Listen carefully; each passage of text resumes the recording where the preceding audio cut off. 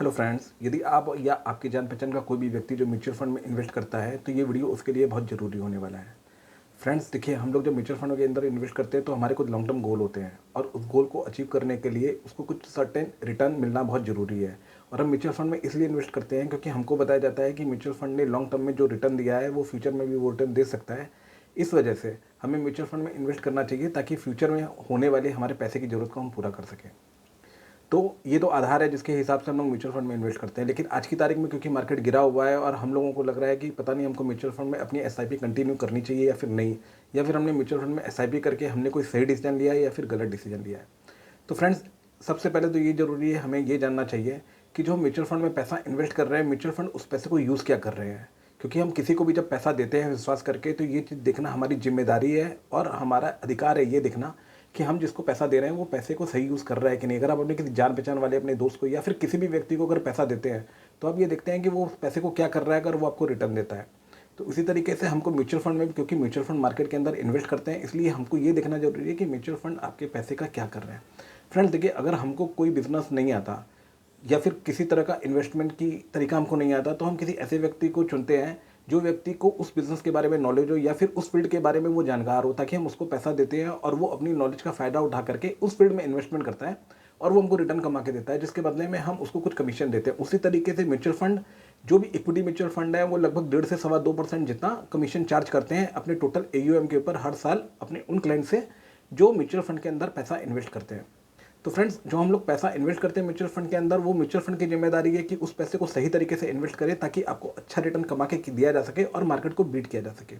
चलिए, सबसे पहले हम लोग बात करते हैं कि जिन म्यूचुअल फंड्स को आप पैसा दे रहे हैं, क्या वो मार्केट को बीट कर पा रहे हैं या फिर नहीं कर पा रहे हैं। तो फ्रेंड्स, मैं आपको बताता हूँ, जो पिछले 5 साल के अंदर इंडिया में जितने भी लार्ज कैप म्यूचुअल फंड हैं, वो लगभग 80% म्यूचुअल फंड ऐसे हैं जो निफ्टी को बीट नहीं करवाए हैं। उसी तरीके से लगभग 86% म्यूचुअल फंड ऐसे हैं मिड कैप के अंदर जो अपने रिलेटिव इंडेक्स को बीट नहीं कर पाए हैं, और लगभग 75% इंडेक्स ऐसे हैं स्मॉल कैप के अंदर जो स्मॉल कैप को बीट नहीं कर पाए हैं। इसका मतलब ये हुआ कि अगर आप उन म्यूचुअल फंड में पैसा डालने की जगह सीधे सीधे निफ्टी में अगर डाल दिया होता, सपोज अगर आपको निफ्टी के इंडेक्स फंड में अगर आपको किसी लार्ज कैप फंड में पैसा डालना होता, उसकी जगह सीधे सीधे आपने निफ्टी के अंदर पैसा डाल दिया होता, तो आपके पास 400% संभावना ज़्यादा होती कि आप उस इंडेक्स उस फंड को बीट कर देते। उसी तरीके से लगभग 300 से 400% संभावना ज़्यादा होती है अगर आप किसी मिड कैप फंड में पैसा डालने की जगह डायरेक्ट मिड कैप इंडेक्स में पैसा डाल देते, और सेम वे में अगर स्मॉल कैप में भी पैसा डाल देते, लगभग आपको 3 गुना संभावना ज़्यादा होती आपको ज़्यादा रिटर्न कमाने की। पिछले 5 साल के लॉन्ग टर्म की मैं बात कर रहा हूँ।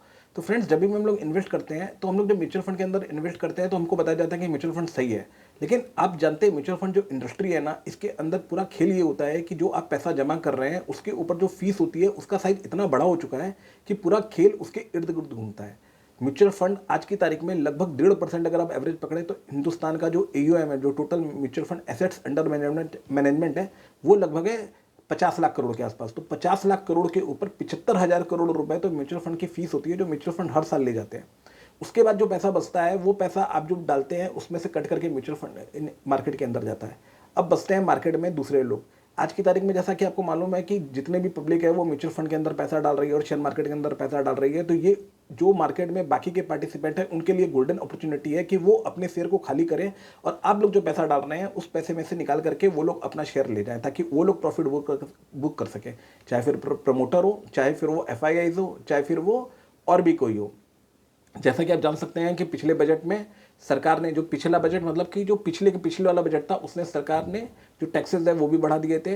तो इस तरीके से म्यूचुअल फंड में आज की तारीख में जब आप पैसा इन्वेस्ट करते हैं तो उसके पैसे का एक बहुत बड़ा चंक ऐसा है जो मार्केट पार्टिसिपेंट, जो दूसरे मार्केट पार्टिसिपेंट है वो ले जाते हैं। मैं आपको एक डिटेल बताता हूँ। 2024 में लगभग जितने म्यूचुअल फंड थे उसमें जो इन्फ्लो आया था वो आया था अप्रॉक्सीमेटली 4 लाख करोड़ का। उसके सामने FIs ने माल बेच दिया 3 लाख करोड़ का, प्रमोटर ने माल बेच दिया 1.5 लाख करोड़ का। F&O में जो पब्लिक का लॉस हुआ, जो मार्केट से वापस मार्केट से गया है, वो है 75,000 करोड़ का। और जो सिस्टम में, यानी कि टोटल जो टैक्सेस लगते हैं, ब्रोकरेज लगते हैं, STT लगती है, वो सब मिला के लगभग 50,000 करोड़ रुपए पकड़ लीजिए, तो 5,75,000 करोड़ रुपए मार्केट से निकल गया। इसके अलावा म्यूचुअल फंड की फीस थी, अगर उसको भी आप मिला लेंगे तो 6.5 लाख करोड़ रुपए मार्केट से निकल गया। तो मार्केट के अंदर आया कितना, 4 लाख करोड़ रुपए, लेकिन मार्केट के अंदर से निकला कितना, 6.5 लाख करोड़ रुपए ये निकला। अगर इसके अलावा आप IPO को पकड़ेंगे, क्योंकि IPO का पैसा भी इवेंचुअली तो मार्केट से ही निकलता है, तो पिछले साल 1,80,000 करोड़ का IPO निकला। तो अगर आप इस तरीके से देखेंगे तो मार्केट के अंदर इतना ज़बरदस्त पैसा निकला है, और उस पैसे को फंड कौन कर रहा है? उस पैसे को फंड कर रहा है सिर्फ रिटेल पब्लिक। और रिटेल पब्लिक किस भाव में फंड कर रही है? वो टॉप के भाव में फंड कर रही है। देखिए, जब आप किसी व्यक्ति को पैसा देते हैं तो उस व्यक्ति को पैसा आप क्यों देते हैं? इन्वेस्ट करने के लिए। वो तभी देते हैं जब आपको ये लगता है कि उस व्यक्ति को उस मार्केट की आपसे ज़्यादा नॉलेज है, या फिर उस बिजनेस की आपसे ज़्यादा नॉलेज है, और वो सही तरीके से उस पैसे को इन्वेस्ट कर सकेगा। देखिए, आज की तारीख में एफआईएस जो 10, 12, 15 लाख करोड़ रुपए इन्वेस्ट किए थे, उनके पैसे की वैल्यू हो चुकी है 60 से 70 लाख करोड़ रुपए, और वो लोग मार्केट में लगातार सेल कर रहे हैं, और जो म्यूचुअल फंड है उस सेलिंग को एब्जॉर्व कर रहे हैं। तो क्या आपके पैसे को एक खाली एफआईएस की सेलिंग को एब्जॉर्व करने के लिए रखा गया है? अगर एफआईएस सेलिंग कर रहे हैं तो एफआईएस जो सेल करने वाला होता है, उसको जो ओवर वैल्यूड स्टॉक होते हैं वो उसी को सेल करता है। वो उसी स्टॉक को सेल करता है जो जिसके अंदर वो प्रॉफिट बुक कर रहा होता है। तो एफआईएस जिन स्टॉक में प्रॉफिट बुक कर रहे हैं और उनको सेल कर रहे हैं, म्यूचुअल फंड उनको एब्जॉर्व कर रहे हैं, उसी पैसे को उठा रहे हैं। तो फिर आपके पैसे का सदुपयोग कैसे हुआ? एफआईएस जिन स्टॉक को सेल कर रहे हैं वो वही स्टॉक होंगे जो ओवर वैल्यूड स्टॉक होंगे। तो उन स्टॉक को एब्जॉर्व करके म्यूचुअल फंड वाले अपनी पीठ थपथपा रहे हैं कि हमने एफआईएस की सेलिंग को एब्जॉर्व कर लिया, पब्लिक ने एफआईएस की सेलिंग को एब्जॉर्व कर लिया। तो क्या ये बेवकूफ़ बनाने वाली बात नहीं हो गई? क्योंकि आपने इसलिए तो पैसा दिया नहीं है कि म्यूचुअल फंड एफआईएस की सेलिंग को एब्जॉर्व कर लें।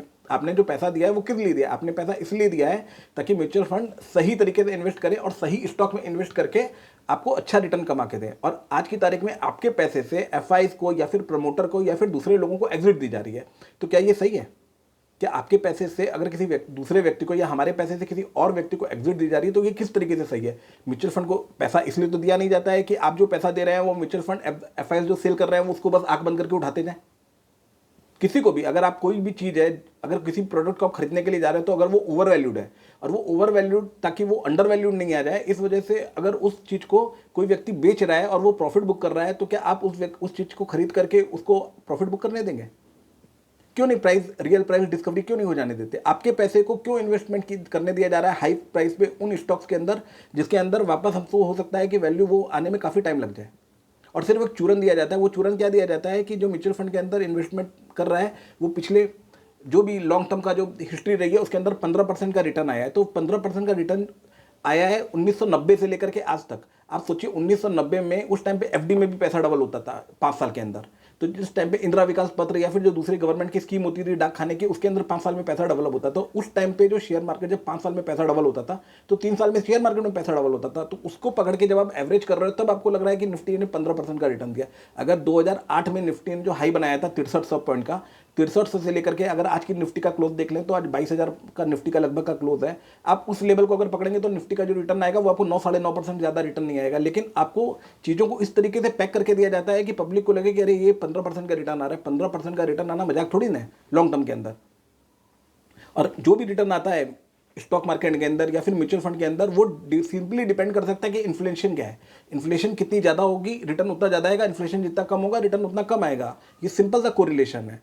लेकिन वो आपको नहीं बताया जाता है कि ये डिटेल क्या है। आपको सिर्फ ये बताया जाता है कि 90 से लेकर के अभी तक 15% का रिटर्न आया है, तो आज से लेकर के 25 साल बाद तक फिर 15% का रिटर्न आएगा। आप ये बताइए, कोई बच्चा है छोटा सा, उसकी उम्र जब वो पैदा होता है तो उसका वजन होता है 3 किलो, और जब वो 25 साल का हो जाता है तो उसका वजन हो जाता है 80 किलो। तो क्या वो 25 साल का बच्चा जब वापस 70-80 साल का हो जाएगा तो उसी रेशियो में क्या उसका वजन बढ़ जाएगा क्या? क्योंकि उसकी साइज बढ़ चुकी होती है। उसी तरह जब 1990 में जब मार्केट आया था उस टाइम पे अपनी इकोनॉमी खुली थी, अपनी इकोनॉमी की साइज बहुत छोटी थी। फॉर एग्जांपल आप ले लीजिए कि उस टाइम पे क्या होता था, उस टाइम पे मोहल्ले में एक गाड़ी होती थी, आज हर घर में एक गाड़ी होती है लगभग। उस टाइम पे स्कूटर जो होती थी वो लग्जरी का आइटम होता था, आज नेसेसिटी का आइटम है, आज स्कूटर हर जगह पे है। तो वो कितना ज़्यादा डिमांड क्रिएट हो पाएगी, वो उसका जो बेस है वो इतना बड़ा हो चुका है कि डिमांड उस लेवल पे क्रिएट नहीं हो सकती। तो जो फ्यूचर में जो पास्ट में रिटर्न आया है वो फ्यूचर में नहीं आया है। और उन लोग आपको बता भी देते हैं, क्योंकि जब भी म्यूचुअल फंड का आप ऐड देखेंगे तो उसके अंदर बोल देते हैं कि mutual fund is investment is subject to market risk, please read offer documents carefully before investing. लेकिन आप में से कोई भी, हम में से कोई भी वो ऑफर डॉक्यूमेंट पढ़ते ही नहीं है, क्योंकि वो इतना लेंदी होता है और इतना कॉम्प्लेक्स होता है कि हम लोग को समझ में ही नहीं आएगा।